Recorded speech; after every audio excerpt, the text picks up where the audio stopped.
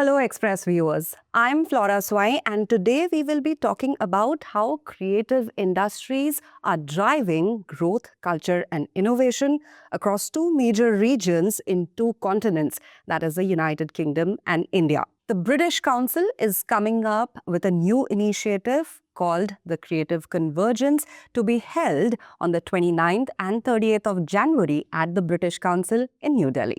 And to talk more about creative convergence and this creative ecosystem between the United Kingdom and India, we have with us here today Hema Singh Rance, who's the Director of Arts in India at the British Council. She is a leading voice in cultural and creative sectors with an extensive experience in international arts collaboration. So, welcome to the show, Hema. And first of all, I'm really curious, what is this creative economy? Creative economy is basically the contribution, the potential of creative assets to contribute to the economic development and growth. It's really sits at the intersection of technology, skills, entrepreneurship. It's about job creation, urban regeneration, and innovation. 2021, UN declared that year as the International Year for Creative Economies. Right. And some of the agreements and signed between the governments of UK and India, be it the Program of Cultural Cooperation, Vision 2035, or even the most recent industrial strategy that UK has come out with, creative industries is one of the most central pillars to all these agreements and strategy papers that have been put out into the public domain. And that itself would, indicates how important this industry is being seen, not just in the Indian context or the UK context, but globally. Our own Prime Minister has been talking about one district, one product, and Yes. that is about looking at supporting creative entrepreneurship at the very grassroots level. Absolutely. We'll talk more about creative convergence. But before that, I want to understand, how does the creative industry sort of usher in or drive in more of inclusive growth? The creative sector is all about inclusivity. It works in any creative enterprise or activity is always in conversation with many other domains, as it were, right? Yeah. When you're looking at doing an exhibition, it's not just about the artwork, but it's also about the people who are required to, put up the artwork, people who design it, people. So there are many, many layers. So it's always a collaboration at multiple levels. Yeah. When you think of it at the local level, it's not just that it happens in big cities. In fact, if you look at some of the recent reports that ADB, for example, put out on creative economies, it shows that there are 6 out of the 10 creative hubs in India are not the main metros, but second or third tier cities, for example. So it's really about looking at fueling the economies at the local level. It's about supporting the craftsmanship, the skills that are available to a community at the grassroots level. It's about driving tourism and many other related ecosystems. And for example, there's one of the projects that we've been supporting through the British Council in collaboration with the National Center for Performing Arts, Mumbai, is called the Art of the Possible. It's all focused on training technicians and designers who actually support the live event and entertainment industry. Yeah. So it's all about capacity building at that level. Sounds very interesting. The name itself is very interesting.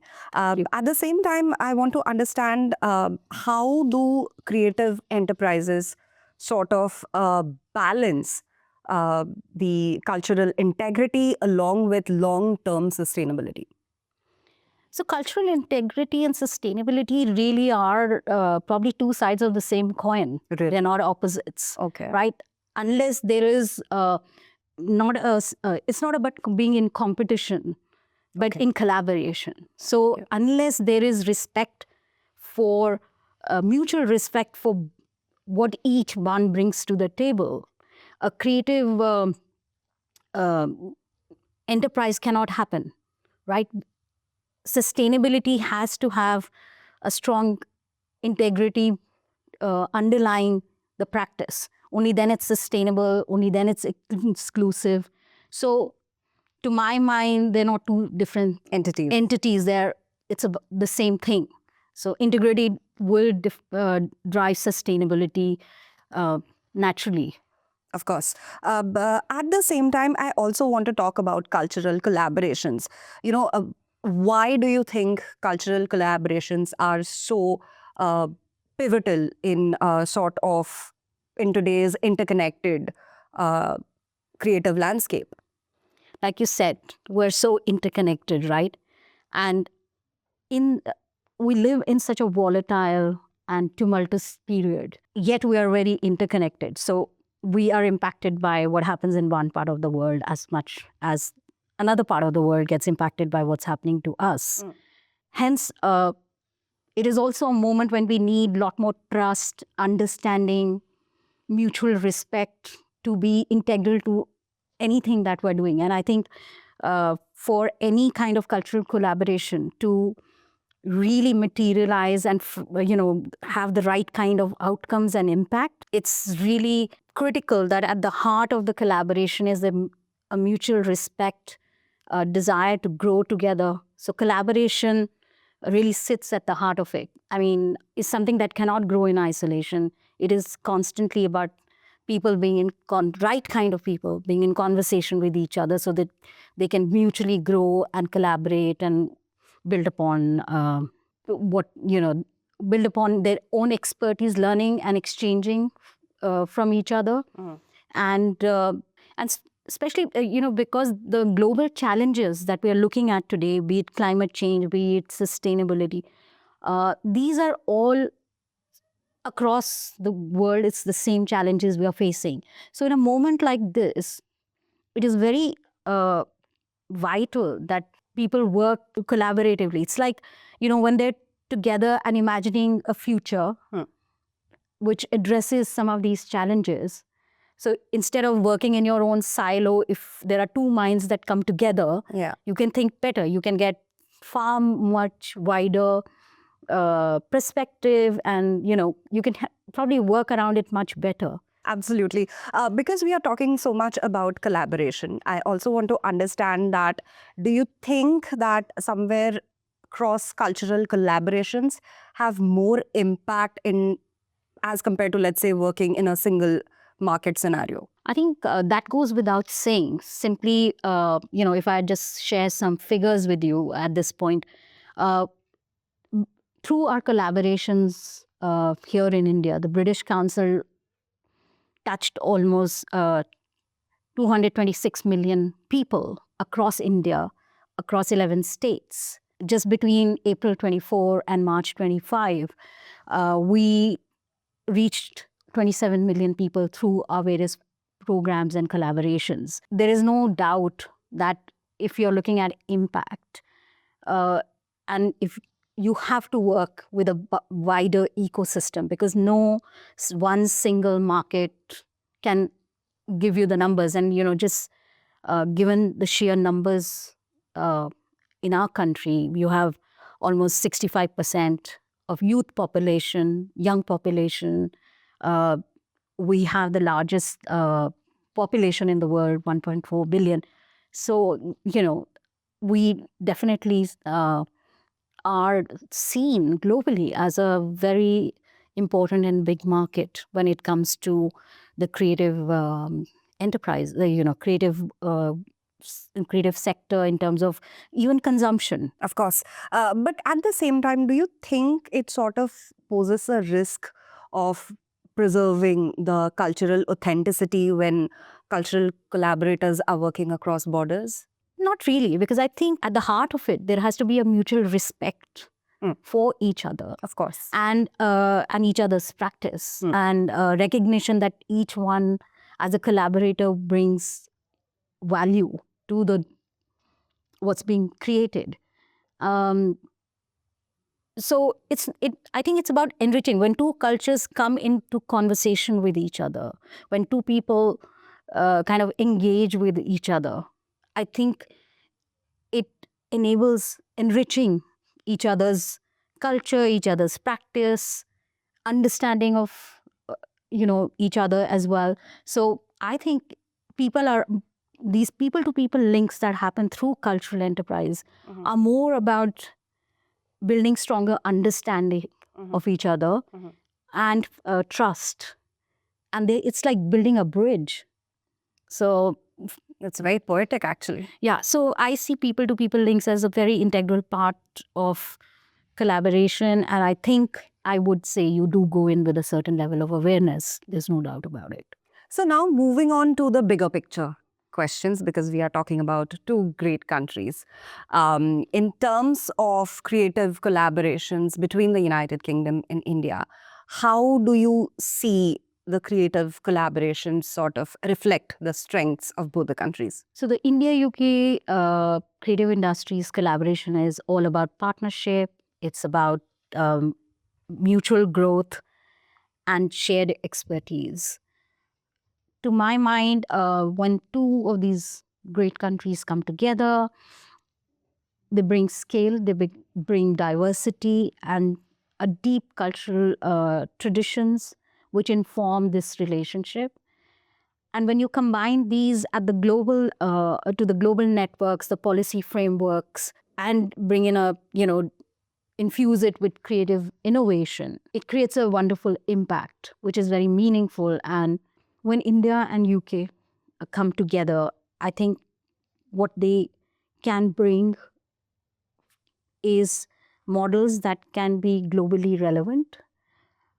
And there cannot be a better opportune moment than that. Today we have the Program for Cultural Cooperation, the India-UK Vision 2035, which are fueling this possibility because, like I said earlier, creative industries has been identified as a strong pillar of this relationship. And so when the governments and policymakers sort of back that intent, there is no doubt to my mind that the impact and the possibilities of strengthening the relationship and this link between our two peoples will fructify into positive and more meaningful impact. You have about or more than 3 decades worth of experience. Your extensive work is right at the intersection of culture, policy, and creative economy. So if you have to list out a few key areas, creative sectors, where you think have the greatest potential for collaboration in terms of the United Kingdom and India, what would those be? Keeping in mind our younger demographic, films, music, fashion, the performing arts at large, definitely are sectors that would come to my mind as being hold great potential. But as you would understand, in today's time, the intervention of art and technology into all these various areas is something we can't take away. So I think art and technology as well is a very potential, it holds great potential and it can widen the impact and influence of each of these sectors. India is very well placed. We have a very trained workforce in the art, in the tech space. And if you, sort of build their capacity or bring in a layer of creative enterprise into it, that itself holds great potential. We have a thriving live economy, live events and festival economy. There's media and entertainment. Just in the last couple of months, you've seen some of the biggest live events and performances of be it Daljit Dosanjh or A.R. Rahman performed in the UK. So there's a lot of collaboration happening in the live event space. And we have a thriving festival economy. It involves many, many different kinds of creative and artistic practices. So, yeah. Because we have been speaking so much about creative collaborations and partnerships. How do you think that these creative collabs, like the kids say nowadays, can move beyond mere exchange to sort of long-term co-creation? So collaboration and co-creation in the creative industries is about, at least in the India-UK context, is about long-term partnerships. And how you could achieve these is by finding the right kind of partners and stakeholders, partnerships with institutions, networks across the two countries, creating platforms such as Creative Convergence for policy and exchange dialogues, supporting creatives or creators and artists across different levels of their professional journey. Not just looking at the big ticket names, but also putting and supporting younger artists, mid-career artists. So at every level, that intervention will help fuel that exchange. And also, we have been moving away from one-off events. We are looking at long-term relationships when it comes to our partners and stakeholders. Creative Convergence is, like I said, one such platform that we've created where we're bringing thought leaders, policymakers, artists across, like in Delhi, where we are bringing filmmakers who are doing documentary films, people who are key voices in the live economy and festival economy space, media and entertainment. We're bringing government perspectives, the global perspective on it, as well as experts from UK who are in, across research, policy, sustainable fashion, all together, along with people who are either working in the sector at different and might be at different levels of professional journey, but also people who are aspiring to be in the creative sector. We're trying to get all of them together to deliberate, discuss, share insights, and inform each other. Yes. So we have been talking so much about co-creations. I want to understand what kind of support systems you are looking at to sustain this United Kingdom and India creative collaborations in the long run. Like I just said, we have Creative Convergence, which is looking at bringing experts from both India and UK to not only just inspire and inform practices of younger people, but also it gives them the opportunity to talk to their counterparts and engage and identify those opportunities or gaps that both countries can collaborate and work on. The other thing is at the British Council, we have time and again engagement through grants. For example, we have a grant in place with the Hornbill Festival. We have been bringing artists from UK, especially from Wales, to Hornbill. And the Naga artists that they collaborate, the Welsh artists collaborated with also went to UK to perform. Apart from that, we also take delegations from India to the UK.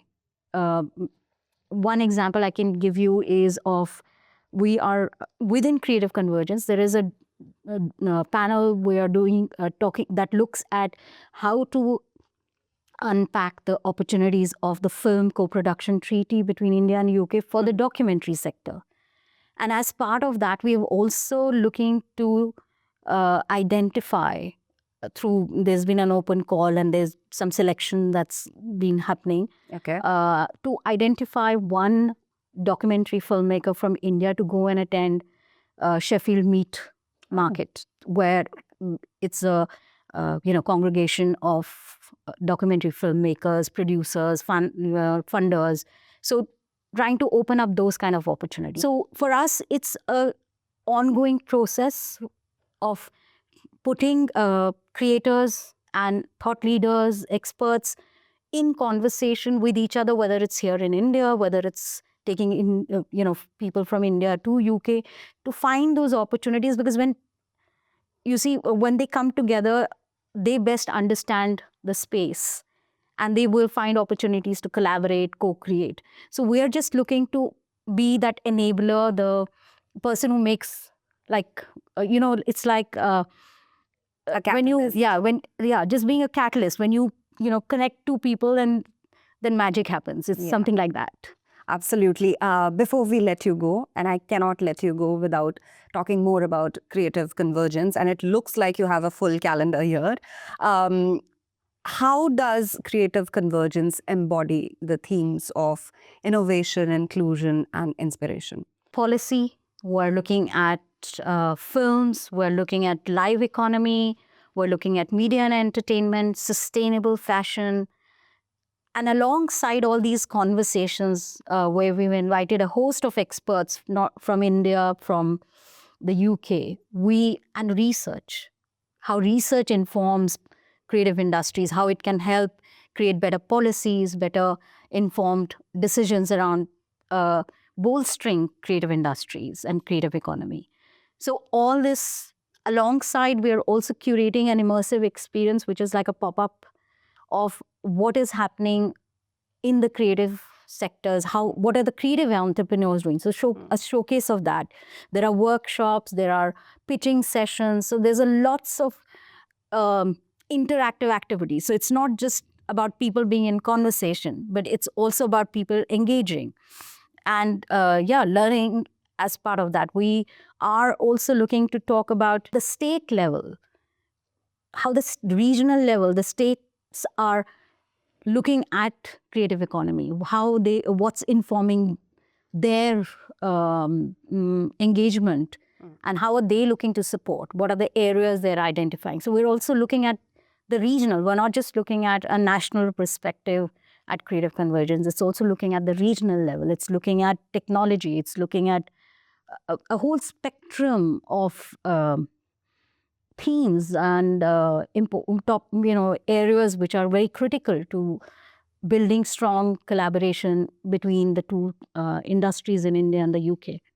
Okay, and I'm assuming this is the second edition of Creative Convergence. The first one was in Bangalore. That's right. So, and talking of Bangalore, we just recently received feedback, and it's really heartening to see that everybody who attended managed to make at least 1 to 5 connections, which they are looking to pursue. And they see this as a long-term engagement and not a one-off.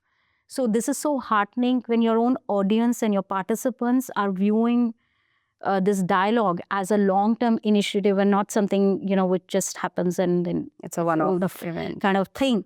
So both the UK experts who came through and the participants and the Indian expertise that was there, they all found the engagement quite meaningful. And that's very encouraging and heartening as we set out on, presenting the next edition of Creative Convergence, which is actually envisioned in the program of cultural cooperation.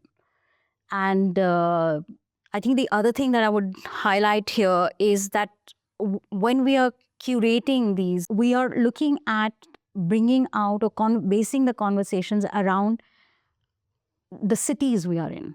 For example, in Bangalore, we had a session on future cities of music, city as a cultural space. Bangalore is thriving suddenly.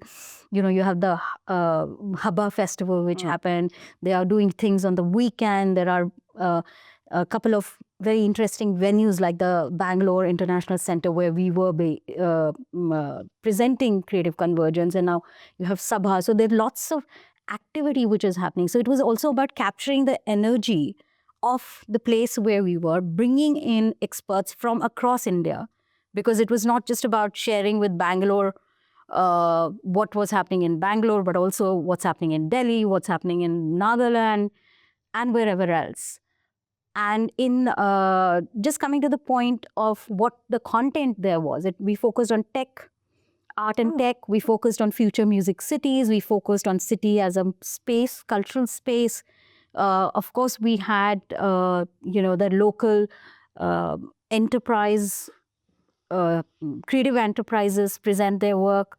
So it was a whole host of themes which were curated around what was topical to the city we were. And in Delhi, of course, the lens is different. And yeah. Finally, as we wrap up our conversation, and I've said it so many times with your extensive experience, how do you see the United Kingdom and India creative collabs evolving in the next few years? Creative Convergence is about mutual co-creation and shared leadership. It is something that we envision for the long term and hope it will inform future of both India and UK creative industries, but all creative economies, but also the relationship. It's about about art, education, tech, and policy. So it's a very holistic sort of approach to creative economy. And we hope that this will inform the future of our relationship between the two countries. Of yes. course. So as we come to the end of our chat, it's pretty clear that creative industries are not just about sectors. It's about people, it's about culture, it's most importantly about innovation. And with initiatives like the British Council's Creative Convergence, it's a vital platform that bolsters the evolving future of partnerships and ideas between the United Kingdom and India. I'm Flora Swai, and you're watching the official YouTube channel of the Indian Express.